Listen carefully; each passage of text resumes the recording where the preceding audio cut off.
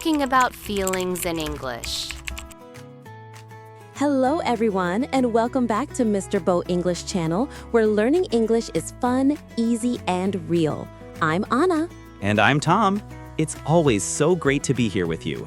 Every time we sit down to record, I feel excited to talk and learn together. Absolutely, Tom. Today we have a very important topic, one that touches every person, every day, no matter where they live or what language they speak. We're going to talk about feelings. Yes, feelings. Big feelings, small feelings, simple feelings, complicated feelings. Every one of us has them. Happy, sad, excited, nervous. All of them are part of being human. And learning how to talk about them in English is a wonderful step for English learners. It helps you understand yourself, and it helps you connect with others. Before we jump in, just a quick friendly reminder. If you enjoy this episode, please share it with your friends who are learning English. And don't forget to subscribe to the Mr. Bo English channel and hit the like button. It really helps us a lot. And of course, we love reading your comments. Tell us your thoughts or even how you're feeling today. We're always happy to hear from you. Okay, Anna, let's start with a simple question. Why is talking about feelings important? It sounds like something easy, but sometimes it feels difficult. Yes, it can feel a little difficult, but it's so good for us. When we talk about how we feel, it helps our mental health. It's like letting a little bit of the pressure inside us out so we don't keep everything locked inside. Right. It's not healthy to hide everything. When we express our thoughts and feelings, people understand us better. Communication becomes easier. Exactly. For example, if I tell Tom, I'm really happy today, he immediately understands my emotional state. He knows how I'm feeling, and that helps him connect with me. Yes, and it works the other way too.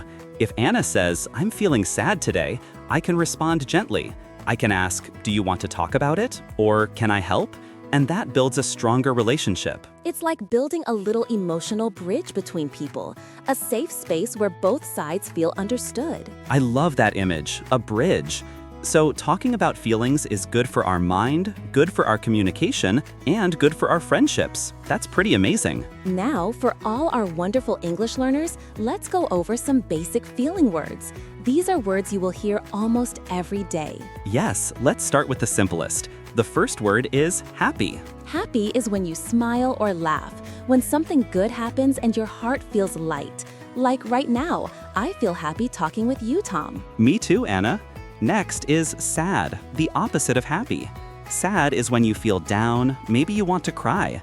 Like when you have plans to go outside, but it rains all day. You feel a little sad. Then we have angry. Angry is a strong feeling. Your face gets hot, your body gets tense, and maybe you want to shout. Like when you miss the bus because it left early. Oh, that is a good example. Then we have tired. Tired is when you want to sleep or rest.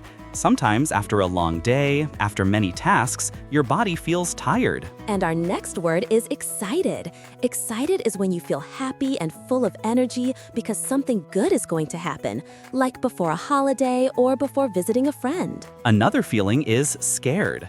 Scared is when you feel afraid. Maybe when you watch a spooky movie or hear a strange noise at night. And last for this basic section, nervous. Nervous is similar to scared, but it's usually about something important, like taking a test or speaking in front of a group. I remember feeling nervous before my first podcast with Anna. My hands were shaking a little. And look at you now. You're confident and relaxed. See, practice really does make perfect. Now, here is a very useful tip. Many learners ask, what is the difference between I feel and I am when talking about feelings? Great question. Both are correct. You can say, I feel happy or I am happy. They mean the same thing in most situations. Yes, it describes your current state. So you can say, I feel tired or I am tired.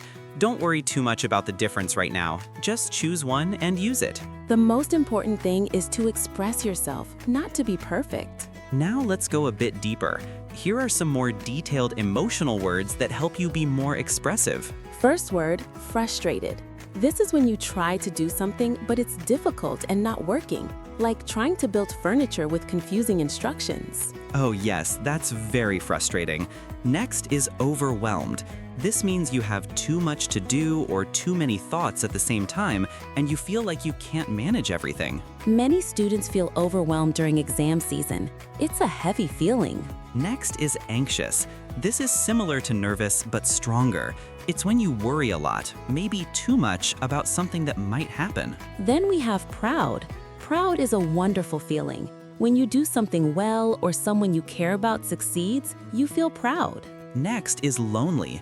Lonely is when you feel alone inside, even if other people are around you. You wish someone could sit with you or listen to you. Then we have confident. This is a strong, positive feeling.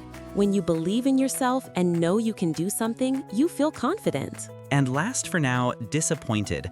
This is when something you hoped for does not happen, like when your team loses or your friend cancels your plans. Now, something super helpful. How to show how strong your feeling is. You can say a bit sad, a little nervous, very happy, really excited, completely tired, extremely anxious. These words, a bit, a little, very, really, completely, extremely, help you make your English more colorful. Yes, instead of only saying I'm sad, you can say I'm a bit sad or I'm extremely sad, depending on your feeling. Time for idioms! Yay! Idioms make English sound natural and fun. First idiom, I'm on cloud 9. This means you are extremely happy. Like if your vacation starts tomorrow, you might say, I'm on cloud 9. Next idiom, I'm feeling under the weather. This means you feel a little sick, not very well. Another idiom, he's walking on eggshells. This means someone is being very careful because another person is easily upset. And finally, it broke my heart. This means something made you very, very sad. Idioms can be tricky at first, but don't worry, they become easier with time. So now that we've learned how to describe our own feelings, let's talk about something equally important, how to ask other people about their feelings. This is a wonderful way to build connection. Yes, asking someone how they feel shows that you care. The classic question is, of course, how are you? But sometimes people answer with something very simple, like, I'm fine. And that doesn't tell you much. Right. If you want to know more, you can ask something deeper like, how are you really feeling? This shows you truly want to listen. And it's gentle. It doesn't push too much, but it opens the door. Another question I love using is, do you want to talk about it? If someone looks sad or worried, this is a kind, respectful question. Yes, and it gives them the choice. They can say yes or no. They don't feel forced. That's important. Another helpful question is something on your mind? This means, are you thinking about something? Are you worried about something? I really like that one too. These questions help us communicate in a warm way, and they make people feel safe. Now, after someone shares their feelings with you, how do you respond? This is where we use something called empathy. Empathy means understanding someone's feelings, even if you are not in the same situation. It's like walking next to them, not solving everything, just being there. Beautifully said, Tom. Some useful phrases include, that must be really hard. I understand how you feel. I'm here for you. Thanks for sharing that with me. I love thanks for sharing that with me. When someone tells you something personal, it means they trust you. And when you say thank you, you show respect. Yes, and it encourages them to open up again in the future. Emotional communication grows when people feel heard. Okay, Anna, let's imagine some real-life situations. This helps our listeners practice using their new vocabulary. Good idea. Let's start with a simple one, a bad day at work. Tom, how would you describe your feelings after a hard day? Let's see. I might say, I'm feeling tired and a bit frustrated today. My computer was slow and I had too many meetings. Perfect example. You could also say, I'm feeling overwhelmed after all that work. Yes, overwhelmed is a very useful word. Now, how about something more positive, like feeling excited before a trip or a special event? Easy. I would say, I'm so excited for my vacation next week. I can't wait. Or if the feeling is very strong, I'm on cloud 9 about the concert tomorrow. Nice.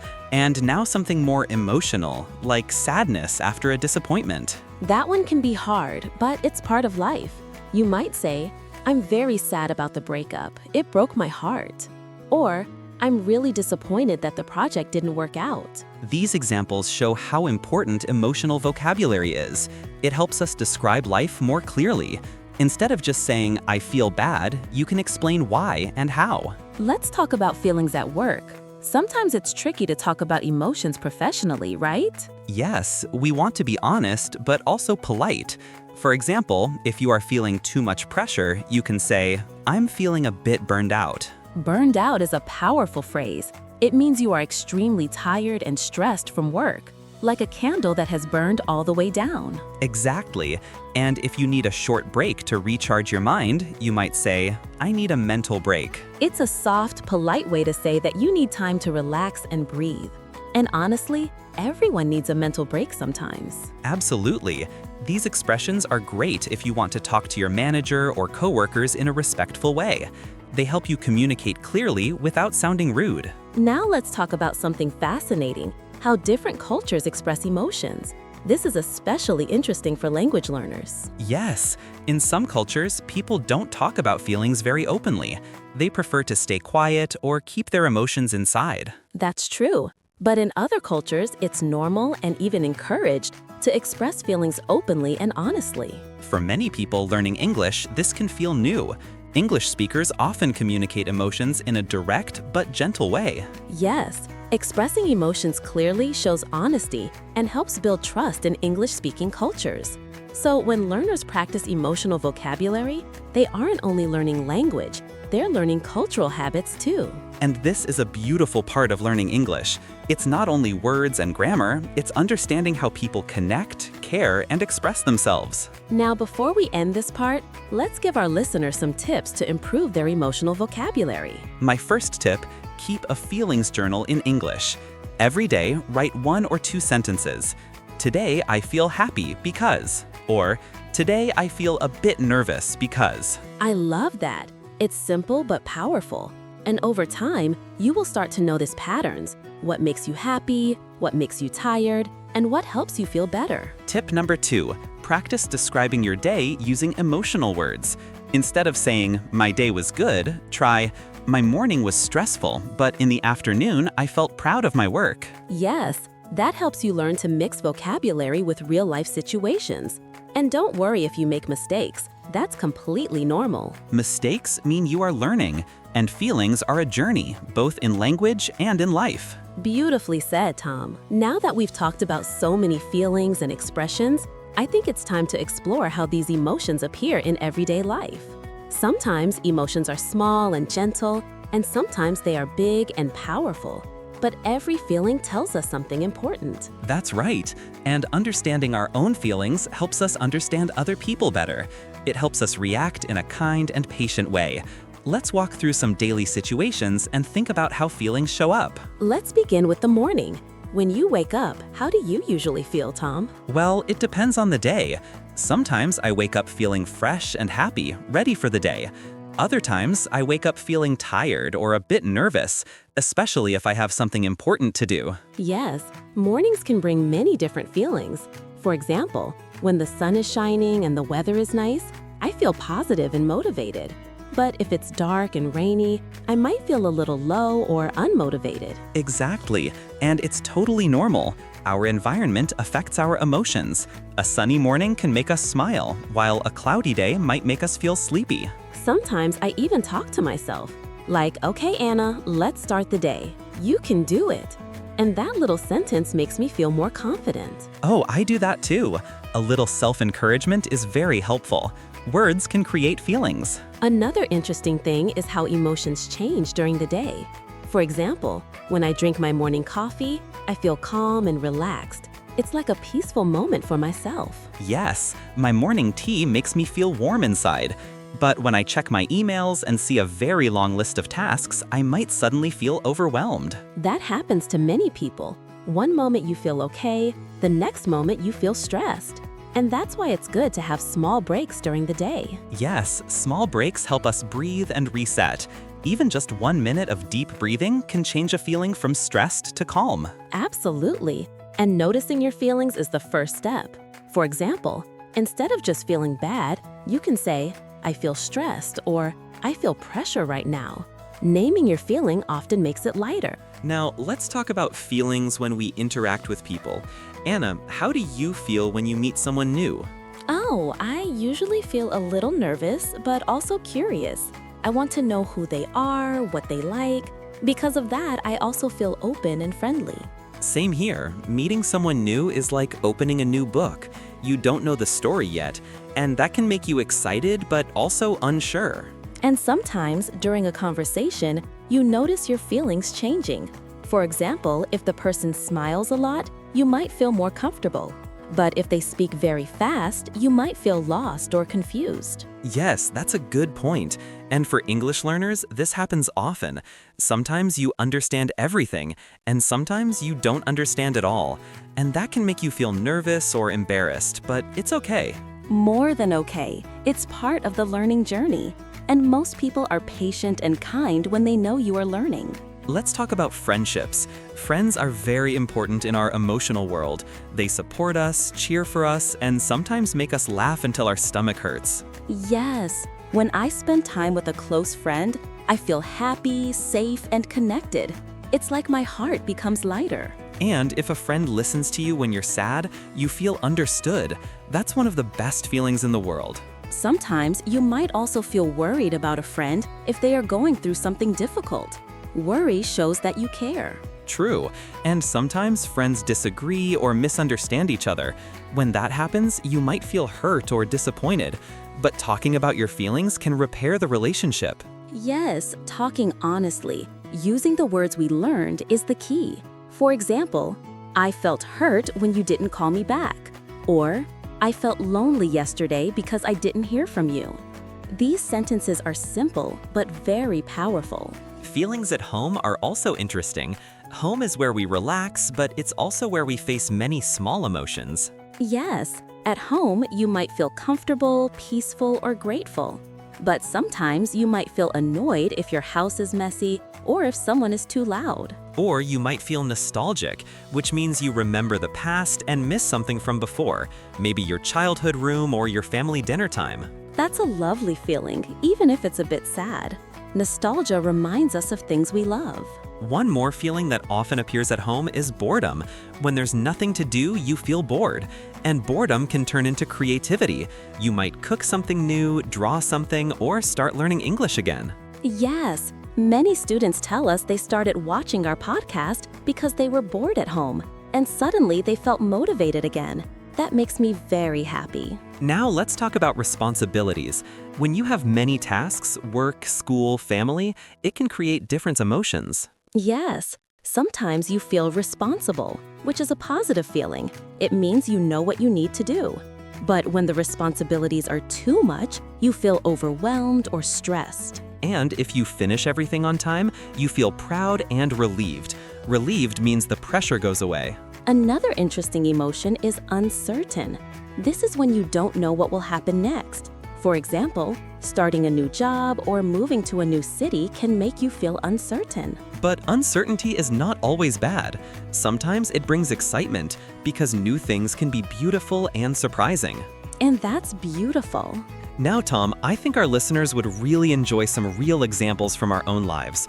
Personal stories help make feelings easier to understand. That's a great idea. And being open about our emotions also helps our listeners feel safe to talk about theirs. Do you want to go first, Anna? Sure, I'll share a simple story. Last month, I started a new hobby, painting. At first, I felt nervous because I thought, what if I'm not good at this? But then I told myself to relax and just enjoy the process. That sounds familiar. Learning something new always brings mixed emotions. Yes, and the funny thing is, the first painting I finished made me feel so proud. It wasn't perfect, but it made me happy. And that happiness inspired me to continue. See, one small moment can change your feelings completely. I love that. And it shows that emotions are not permanent. They come and go. One day you feel unsure, the next day you feel proud. Okay, here's a story from me. A few weeks ago, I had to give a presentation at work. Even though I talk on podcasts all the time, presentations still make me feel anxious. Really? I didn't know that. Oh yes, I was so nervous the night before. but I practiced, took deep breaths, and reminded myself, I can do this. And guess what? The presentation went really well, and afterward I felt relieved and even confident. That's wonderful, Tom. And your story teaches an important lesson. Sometimes the fear before an event is stronger than the event itself. Exactly, and facing your fear often brings good feelings afterward. I want to try something with our listeners. Let's do a small emotional check-in. If you're listening right now, take a moment and ask yourself, how do I feel right now? Yes, just take a gentle breath and notice. Do you feel tired, calm, excited, curious, maybe a mix of feelings? This small exercise helps us connect with our inner world. When you name a feeling, you take control of it. And sometimes you realize feelings you didn't expect, like, oh, I actually feel stressed, or I feel peaceful right now. It's a simple but powerful habit. Let's share more tips to help our amazing learners practice emotional vocabulary every day. Great idea. Tip number 1, talk to yourself in English. For example, if you're cooking and you feel relaxed, say, I feel calm right now. If you're stuck in traffic and feeling annoyed, you can say, I feel frustrated. Talking to yourself is not strange. It's great practice.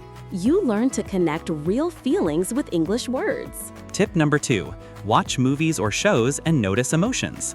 Pause and ask, how does this character feel? Then try to describe it. He feels confused. She feels excited. They look nervous. That's a very fun way to learn. And tip number 3, share your feelings with a friend in English. It can be simple. Today, I feel a bit stressed, or I feel really happy today.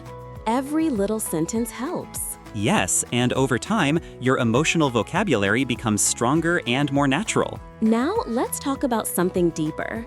Life is full of ups and downs, right? Yes, good days, bad days, confusing days. It's like riding a small emotional roller coaster. And that's normal. Some people think they must always feel positive or happy, but all feelings are part of life, even sadness or fear. True. When we accept our emotions instead of fighting them, we become stronger emotionally. For example, if you feel sad, you don't have to hide it. You can say, I feel sad today, and that's okay.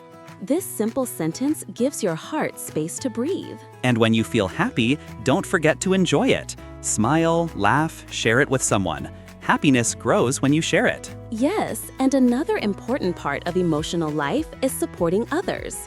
When a friend tells you how they feel, what should you do? First, listen. Not just with your ears, but with your heart. Look at them, nod gently, let them talk. Yes, and don't try to fix everything immediately. Sometimes people just want to be heard. Exactly.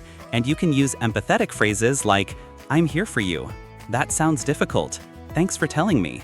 These short sentences create a warm and safe atmosphere where people feel respected. And you don't need to have all the answers. You only need to show kindness. Now let's connect everything back to English learning. Emotions are a huge part of language. Yes, when learners express feelings, they sound more natural and more human. Exactly. Saying I am sad is okay, but saying I feel a bit sad because I had a long day is much more natural and meaningful. And understanding emotional words helps you understand songs, movies, and conversations more easily. Not only that, talking about feelings helps you build deeper friendships in English. It allows real connection. Before we end today's episode, I want to say this to all our listeners. We are so proud of you. Yes, truly. Learning a language is not only about grammar and vocabulary. It's about learning to express your heart in a new way. And that takes courage. Every time you say a new word, every time you try a new sentence, you are growing. So be patient with yourself. Celebrate small successes. And if you feel tired sometimes, that's okay.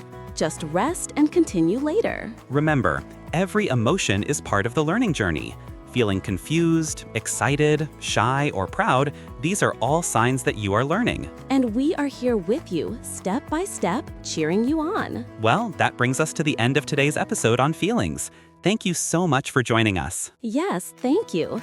Don't forget to subscribe to the Mr. Bo English channel, share this episode with your friends, and hit that like button. And we'd love to hear from you.